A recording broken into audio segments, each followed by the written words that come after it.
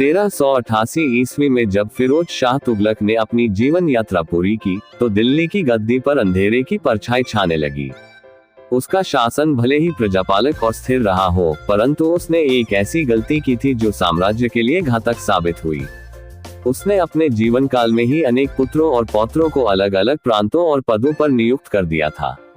यह विभाजन शुरू में भले ही प्रशासन को आसान बनाने के लिए किया गया था, लेकिन उसकी मृत्यु के बाद यही बिखराव सत्ता संघर्ष का कारण बन गया।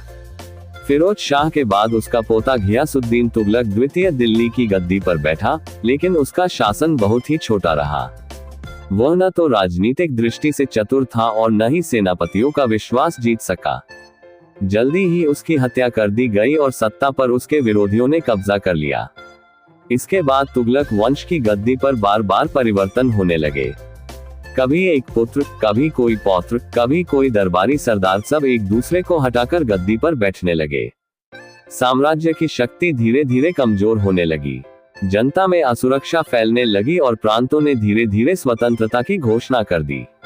बंगाल, गुजरात, मालवा, जौनपुर सब ने दिल्ली की अधीनता मानना बंद कर दिया। इस अराजकता के बीच सबसे चर्चित नाम सामने आया नसीरुद्दीन महमूद शाह तुगलक का। 1394 ईस्वी से 1413 ईस्वी तक वह कभी कभी सत्ता पर रहा, कभी अपदस्थ हुआ। उसके समय में दिल्ली की हालत दयनीय हो चुकी थी। चारों तरफ विद्रोह, अकाल और गरीबी ने साम्राज्य की जड़ों को खोखला कर दिया। यही वह समय था जब उत्तर भारत की ओर एक तूफान बढ़ रहा था। मध्य एशिया का विजेता तैमूर लंग। तैमूर एक निर्दयी और महत्वाकांक्षी शासक था। उसका साम्राज्य मध्य एशिया से लेकर फारस तक फैला था और अब उसकी नजर भारत पर थी। भारत उसके लिए सोने की चिड़िया था, एक ऐसा देश जहां असीम संपत्ति और धन मौजूद था। साथ ही दिल्ली सल्तनत की कमजोरी ने उसे अवसर प्रदान किया। 1398 ईस्वी में तैमूर ने भारत पर आक्रमण किया। वह अपनी विशाल सेना के साथ सिंधु नदी पार कर पंजाब पहुंचा। मार्ग में उसने मुल्तान और लाहौर को रौंद डाला। जहां जहां से उसकी सेना गुजरी, वहां लाशों के ढेर लग गए। वह केवल विजय के लिए नहीं आया था, बल्कि लूट और विनाश उसका मुख्य उद्देश्य था। नसीरुद्दीन महमूद तुगलक उस समय दिल्ली का शासक था, लेकिन वास्तव में सारा नियंत्रण उसके वजीर मलिक सरवर और सेनापतियों के हाथ में था। दिल्ली की सेना तैमूर की शक्ति के सामने बहुत कमजोर थी। दिसंबर 1398 में दिल्ली के पास तुगलकाबाद में दोनों सेनाएं आमने सामने हुई। युद्ध का दृश्य भयावह था। तैमूर की सेना संगठित और युद्धकला में निपुण थी, जबकि दिल्ली की सेना असंगठित और हताश। देखते ही देखते दिल्ली की सेना तितर बितर हो गई और तैमूर विजयी हुआ। उसने दिल्ली पर कब्जा कर लिया। दिल्ली पर तैमूर का अत्याचार इतिहास के सबसे भयानक अध्यायों में से एक है। उसने नगर को लूट लिया, मंदिरों और मस्जिदों तक को नहीं छोड़ा। लाखों निर्दोष नागरिकों का कत्ल किया गया। गलियों में लाशों के ढेर लग गए, नदियां खून से भर गईं और पूरा नगर वीरान हो गया। तैमूर ने इतनी लूट मचाई कि उसका काफिला अनगिनत सोना चांदी, जवाहरात और हाथी लेकर वापस समरकंद लौटा। इस आक्रमण ने दिल्ली सल्तनत की रीढ़ तोड़ दी। तैमूर ने जब वापसी की तो दिल्ली की गद्दी नसीरुद्दीन महमूद तुगलक के हाथ में छोड़ दी, लेकिन अब वह केवल नाम का शासक रह गया। वास्तव में सत्ता का नियंत्रण विभिन्न सरदारों और अमीरों में बढ़ चुका था। 1413 ईस्वी में नसीरुद्दीन महमूद की मृत्यु के साथ ही तुगलक वंश का अंत हो गया। उसके बाद दिल्ली की गद्दी पर सैयद वंश का उदय हुआ। तुगलक वंश, जिसने गयासुद्दीन के साहस, मोहम्मद बिन तुगलक की विचित्र प्रतिभा और फिरोज शाह के प्रजापालक शासन का अनुभव कराया था, अब इतिहास के पन्नों में दफन हो चुका था। तुगलक वंश की देन केवल उसकी असफलताएं नहीं थी। उसने हमें तुगलकाबाद जैसे किले, फिरोज शाह कोटला जैसी इमारतें, नहरों और सरायों की व्यवस्था, फारसी साहित्य का संरक्षण और प्रशासनिक प्रयोग दिए। मोहम्मद बिन तुगलक के साहसिक परंतु विफल प्रयोगों ने हमें ये सिखाया कि विचार महान हो तो भी यदि व्यवहारिकता न हो तो वे असफल हो जाते हैं। फिरोज शाह के कार्यों ने ये सिद्ध किया कि शांति और प्रजापालक नीति ही एक स्थिर साम्राज्य की आधारशिला है। लेकिन वंश का पतन ये बताता है कि यदि उत्तराधिकार में योग्य शासक न हो और आंतरिक संघर्ष बढ़ जाए तो सबसे महान साम्राज्य भी ढह जाता है। तैमूर का आक्रमण केवल एक बाहरी हमला नहीं था, बल्कि यह तुगलक वंश की आंतरिक कमजोरी का परिणाम था। इस तरह दिल्ली सल्तनत के इतिहास का एक महत्वपूर्ण अध्याय समाप्त हुआ और भारतीय उपमहाद्वीप ने एक बार फिर नए वंशों की प्रतीक्षा शुरू की, जो सत्ता की बागडोर संभालेंगे और इतिहास को नई दिशा देंगे।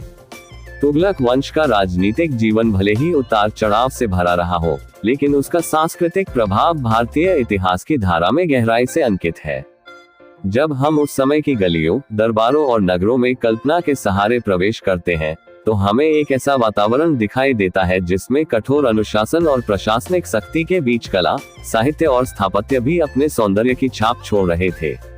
गयासुद्दीन तुगलक ने जब तुगलकाबाद की नींव रखी, तभी से स्थापत्य कला की एक नई शैली विकसित हुई। उसका किला विशाल पत्थरों से बना था, ऊंची दीवारें और मीनारें थीं, जिनमें शक्ति और गंभीरता का भाव झलकता था। खिलजियों के महलों की भव्यता की तुलना में तुगलक स्थापत्य कहीं अधिक कठोर, व्यवहारिक और सैनिक दृष्टिकोण से सुरक्षित था।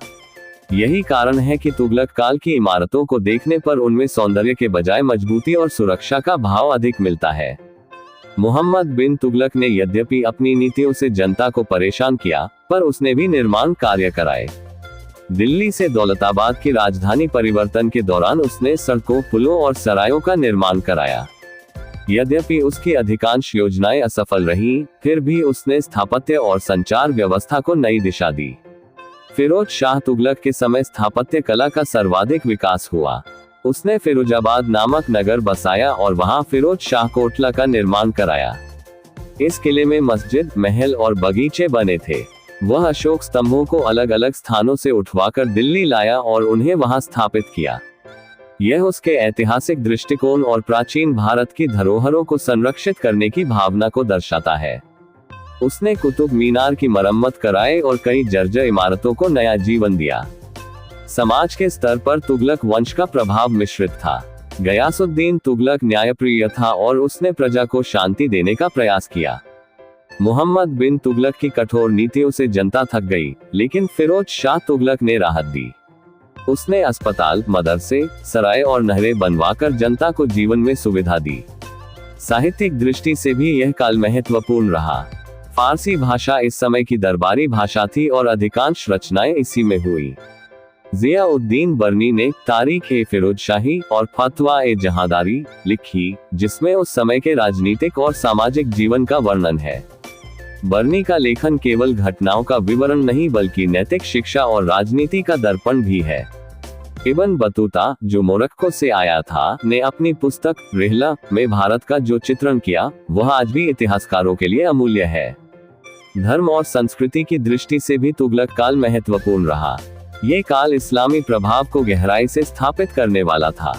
गयासुद्दीन और मोहम्मद बिन तुगलक अपेक्षाकृत उदार थे, लेकिन फिरोज शाह तुगलक ने शरिया कानून को कठोरता से लागू किया। उसने शराबबंदी, जुए पर रोक और गैर मुसलमानों पर जजिया कर लागू किया। उसने कई मंदिर ध्वस्त कराए और इस्लामी स्थापत्य को बढ़ावा दिया। लेकिन साथ ही यह भी सच है कि तुगलक काल में हिंदू और मुस्लिम संस्कृतियों का परस्पर प्रभाव बढ़ता गया। व्यापार, कृषि, संगीत और साहित्य में दोनों समुदायों की साझेदारी बनी रही। गांवों और कस्बों में हिंदू किसान और मुस्लिम शासक मिलकर व्यवस्था चलाते थे। यही वह काल था जब भारतीय समाज धीरे धीरे एक मिश्रित संस्कृति की ओर बढ़ने लगा। तुगलक वंश ने मुद्राओं के क्षेत्र में भी प्रभाव छोड़ा। गयासुद्दीन और फिरोज शाह ने सोने, चांदी और तांबे की मुद्राएं जारी रखी। मोहम्मद बिन तुगलक ने टोकन मुद्रा का प्रयोग किया, जो असफल रहा, लेकिन इस प्रयोग ने उसे विश्व इतिहास में एक अनोखा स्थान दिलाया। यह आर्थिक प्रयोग उस युग में किसी भी अन्य शासक ने करने का साहस नहीं किया था। व्यापारिक दृष्टि से तुगलक काल काफी सक्रिय रहा। दिल्ली एक व्यापारिक केंद्र के रूप में विकसित हो चुकी थी। यहाँ अरब, मध्य एशिया और चीन तक से व्यापारी आते। मसाले, कपड़ा, घोड़े और जवाहरात का व्यापार खूब चलता। तुगलक शासक व्यापारियों को संरक्षण देते और सीमा शुल्क की व्यवस्था से राज्य को आय होती। इस काल में शिक्षा और विद्या का भी विकास हुआ। मदरसे और मकतबों में फारसी, अरबी, इस्लामी कानून, दर्शन और चिकित्सा पढ़ाई जाती। हिंदू विद्वान भी संस्कृत में साहित्य रचते रहे। इस समय कई हिंदू और मुस्लिम संतों की शिक्षाएं समाज में प्रचलित हुई, जिनमें भक्ति और सूफी आंदोलन का प्रारंभिक विकास दिखाई देता है। इस प्रकार तुगलक वंश का सांस्कृतिक प्रभाव केवल इमारतों तक सीमित नहीं रहा, बल्कि उसने भारतीय समाज को एक नई दिशा दी। स्थापत्य में कठोरता, प्रशासन में प्रयोगशीलता, साहित्य में गहराई और समाज में धार्मिक चेतना, ये सब मिलकर तुगलक वंश की सांस्कृतिक छवि बनाते हैं। तुगलक वंश का इतिहास केवल उसके शासकों की नीतियों और युद्धों तक सीमित नहीं है, बल्कि उस काल के बारे में हमें जो कुछ भी गहराई से ज्ञात होता है, उसका बड़ा कारण विदेशी यात्री और दरबारी इतिहासकार भी हैं। उनके लेखन से न केवल हमें तत्कालीन शासन की जटिलताएं समझ आती हैं, बल्कि समाज, व्यापार, संस्कृति और जनजीवन की वास्तविक तस्वीर भी सामने आती है। गयासुद्दीन तुगलक के समय तक भारत के बारे में विदेशी जगत में केवल अनुमान और पूर्व जानकारी थी, लेकिन मोहम्मद बिन तुगलक के समय से भारत का नाम दूर दराज की भूमि तक पहुंच चुका था। इसी काल में मोरक्को से आया एक महान यात्री इब्न बतूता भारत पहुंचा। इब्न बतूता का भारत आगमन 1333 में हुआ था, जब मोहम्मद बिन तुगलक दिल्ली की गद्दी पर था। इब्न बतूता एक घुमक्कड़ ही नहीं बल्कि एक विद्वान न्यायविद भी था। उसने पूरी दुनिया का भ्रमण किया और अपने अनुभवों को रिहला नामक पुस्तक में लिखा। जब वह दिल्ली पहुंचा तो उसने मोहम्मद बिन तुगलक की अदालत में मुलाकात की। सुल्तान ने उसकी विद्वत्ता को पहचानकर उसे काजी, मुख्य न्यायाधीश का पद दे दिया। दिल्ली दरबार का वातावरण, शाही महलों का वैभव और सुल्तान की महत्वाकांक्षाएं इब्न बतूता के लिए चकित कर देने वाली थी। उसने लिखा कि मोहम्मद बिन तुगलक जितना विद्वान और दानशील था, उतना ही क्रूर और अस्थिर चित्त का भी था। कभी वह हजारों लोगों को उपहार दे देता, तो कभी अचानक क्रोध में सैकड़ों को मौत के घाट उतार देता। इब्न बतूता ने भारत के गांवों, कस्बों और नगरों का भी वर्णन किया। उसने लिखा कि भारत की भूमि उपजाऊ है, यहाँ की नदियां जीवनदायिनी हैं और यहाँ के लोग मेहनती और सहिष्णु हैं। उसने भारतीय समाज की धार्मिक विविधता को भी दर्ज किया। हिंदू मंदिरों की विशालता और उनकी परंपराओं ने उसे आश्चर्यचकित किया। वहीं मुस्लिम शासकों की कठोरता और दरबारी साज सज्जा का उसने विस्तार से वर्णन किया। भारत से लौटने के बाद उसने अपनी रचना रिहला सफरनामा में इन सब बातों को दर्ज किया। ये ग्रंथ आज भी तुगलक काल की वास्तविक तस्वीर समझने का सबसे जीवंत स्रोत है। इब्न बतूता के अतिरिक्त तुगलक काल में अन्य विदेशी यात्रियों का भी आगमन हुआ। चीनी यात्री हवे चाओ और अरब व्यापारी इस समय भारत आते जाते रहे, लेकिन उनका प्रभाव इब्न बतूता जैसा गहरा नहीं था। चीन और भारत के बीच इस काल में व्यापारिक संबंध प्रगाढ़ थे। घोड़े, रेशमी कपड़े और चीनी मिट्टी के बर्तन भारत में आते, जबकि भारत से मसाले, कपास और कीमती पत्थर बाहर जाते। दरबारी इतिहासकारों में सबसे प्रमुख नाम जिया-उद-दीन बर्नी का है। बर्नी ने तारीख-ए-फिरोजशाही और फतवा-ए-जहांदारी जैसी रचनाएं की। उसकी लेखनी में तुगलक शासकों का जीवंत चित्रण मिलता है। उसने गयासुद्दीन तुगलक की न्यायप्रियता, मोहम्मद बिन तुगलक की विचित्र नीतियां और फिरोज शाह की धर्मनिष्ठा का सजीव विवरण किया। बर्नी केवल घटनाओं का इतिहासकार नहीं था, वह एक चिंतक भी था। उसकी रचनाओं में शासन की नीतियों और समाज पर उनके प्रभाव का गहन विश्लेषण है। बर्नी के समकालीन एक और महत्वपूर्ण इतिहासकार शम्स-ए-सिराज अफीफ था। उसने तारीख-ए-फिरोजशाही नामक ग्रंथ में विशेष रूप से फिरोज शाह तुगलक के कार्यों का वर्णन किया। अफीफ ने उसे एक न्यायप्रिय, धार्मिक और निर्माण प्रेमी शासक के रूप में प्रस्तुत किया। उसने लिखा कि कैसे फिरोज शाह ने नहरें बनवाई, बगीचे लगाए, अस्पताल खोले और जजिया कर लगाया। विदेशी यात्रियों और इतिहासकारों की दृष्टि से यह स्पष्ट हो जाता है कि तुगलक काल केवल राजनीति और युद्धों का काल नहीं था, बल्कि यह प्रयोगों, सांस्कृतिक संवादों और धार्मिक संघर्षों का भी समय था। इब्न बतूता जैसे यात्रियों की आंखों से हम उस समय के भारतीय समाज को देखते हैं, जहां एक ओर महलों का वैभव था, तो दूसरी ओर गांवों की मेहनतकश जनता की कठिनाइयां थी। इतिहासकारों की कलम हमें ये भी दिखाती है कि तुगलक शासकों की नीतियां कितनी विरोधाभासी थीं। जहां मोहम्मद बिन तुगलक ने प्रयोगों से राज्य को संकट में डाल दिया, वहीं फिरोज शाह ने सामाजिक संस्थाओं से प्रजा को राहत दी। विदेशी दृष्टिकोण से ये काल विश्व इतिहास में इसलिए भी अनूठा है क्योंकि ये दर्शाता है कि भारत केवल एक क्षेत्रीय साम्राज्य नहीं था, बल्कि उसका नाम और प्रभाव अफ्रीका, अरब और चीन तक पहुंचा हुआ था। इसी कारण तुगलक वंश के समय विदेशी यात्रियों और इतिहासकारों की रचनाएं हमें उस युग का आईना दिखाती हैं। उनकी कलम ने उन घटनाओं को जीवित रखा है, जिन्हें अन्यथा समय की धूल ढक देती।